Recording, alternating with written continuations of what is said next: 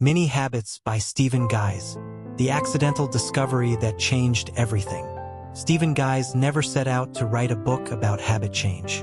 Like many of us, he simply wanted to improve his life. He wanted to exercise more, write more, read more, become the better version of himself he always imagined.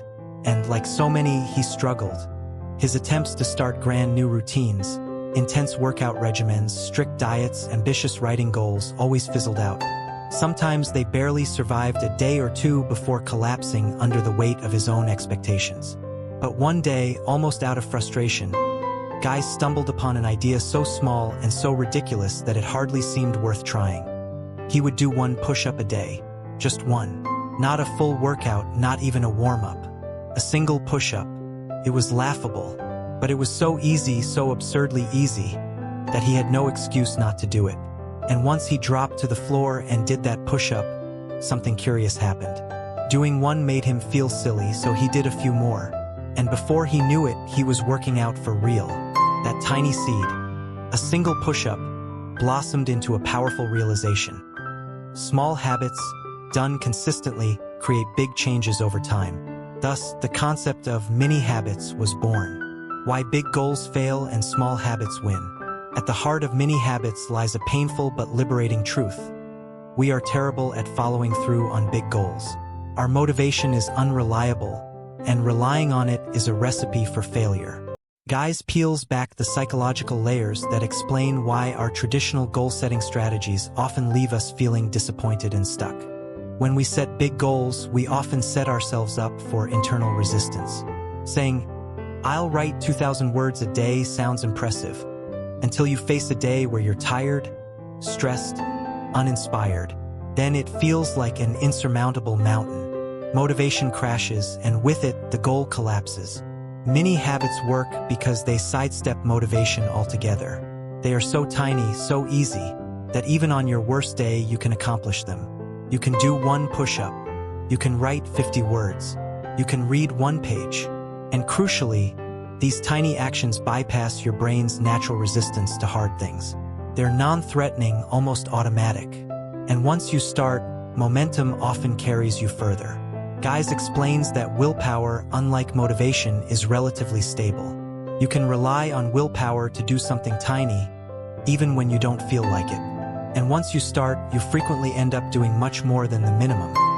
But even if you don't, you still win because consistency, not intensity, is the real engine of lasting change. The neuroscience behind mini habits.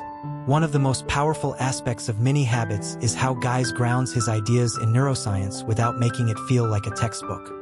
He explains that habits are essentially brain circuits, automatic responses formed through repetition. The more you perform a behavior, the stronger the neural pathway becomes, until it eventually operates without conscious thought. However, forming these pathways requires repetition over time, not Herculean bursts of effort. When you set out to form a new habit with a big, intimidating goal, your brain resists because it recognizes it as hard, draining, or scary.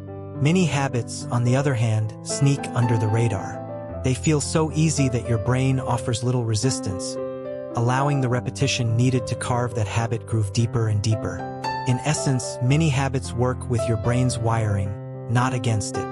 They harness the natural way the brain forms habits, through small, repeated actions that eventually become automatic. The rules of mini habits, a gentle framework. While the mini habit system is simple, it's not without structure.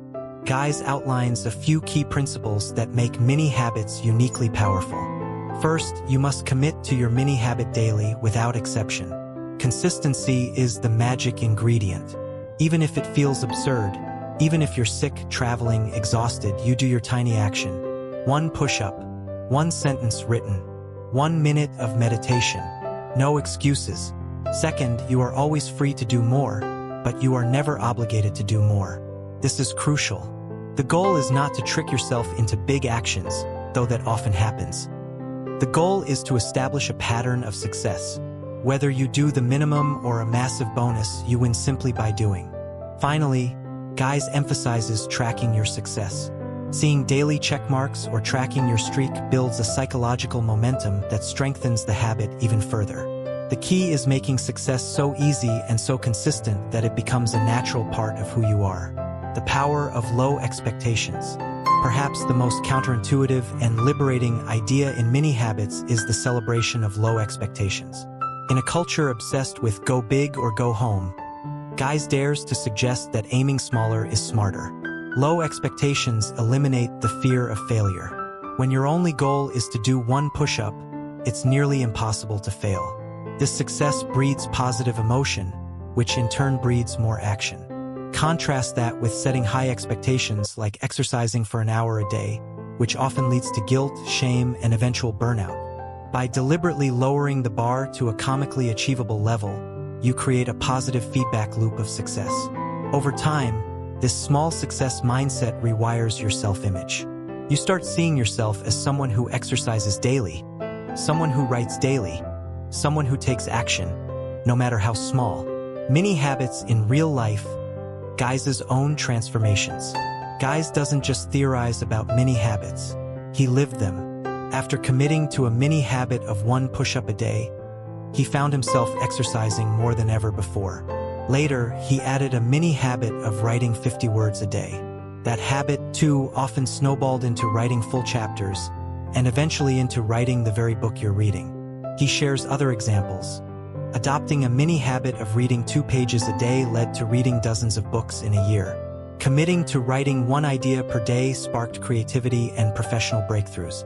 Each small seed, watered with daily consistency, blossomed into major life improvements. Guise's stories are not about superhuman effort. They're about ordinary actions done with extraordinary consistency. He proves that anyone, busy, tired, unmotivated, can change their life through mini habits. Common pitfalls and how to avoid them. No system is immune to pitfalls, and Guise wisely addresses the most common mistakes people make with mini habits. One danger is turning mini habits into bigger goals. If you find yourself thinking, one push-up isn't enough, I must do 50, you're missing the point. Mini habits must remain mini to stay sustainable. The magic is in the low-pressure commitment. Another trap is skipping days. Even if you're sick or overwhelmed, you must find a way to do your mini habit. Remember, the goal is to maintain the behavior, not to perform impressively. Consistency over intensity, always. Finally, Guise warns against letting mini habits become only habits, meaning doing the bare minimum forever without allowing natural expansion. While doing the minimum is always success, over time you'll likely find yourself doing more, naturally and joyfully. That growth should be organic, not forced. Mini habits and identity change. One of the most profound effects of mini habits is how they transform your identity over time. At first, doing one push-up or writing 1 sentence doesn't seem significant. But after weeks or months, something shifts. You start seeing yourself as someone who exercises daily, who writes daily, who shows up no matter what. Guise explains that identity change is one of the hidden levers of lasting behavior change. When actions become identity, motivation becomes irrelevant. You don't need to be motivated to brush your teeth because you see yourself as someone who takes care of their hygiene. Similarly, with mini habits, you become someone who lives aligned with your goals effortlessly, automatically. This identity reinforcement is subtle but incredibly powerful. It's how small actions, compounded over time, create big transformations. The joy of progress, a life transformed. Ultimately, Mini Habits is a joyful book. It offers a path out of the exhausting cycle of big ambitions and painful failures. It replaces shame with pride, overwhelm with simplicity, failure with daily success. Guise reminds us that life transformation isn't about grand heroic efforts. It's about the quiet, steady accumulation of tiny victories. It's about doing 1 push-up, 1 sentence, 1 page, today and tomorrow and the day after that. By embracing the philosophy of mini habits, you don't just change your behaviors. You change your relationship with yourself. You prove, day by day, that you are capable of consistency, growth, and meaningful change. And that, more than any grandiose goal, is the foundation of a truly transformed life. Final thoughts: a revolution of smallness. In a world that screams for big goals, massive actions, and overnight transformations, Stephen Guise's Mini Habits whispers a radical truth. Small is powerful. In the humble act of doing one push-up, reading one page, writing one sentence, lies the seed of profound, lasting transformation.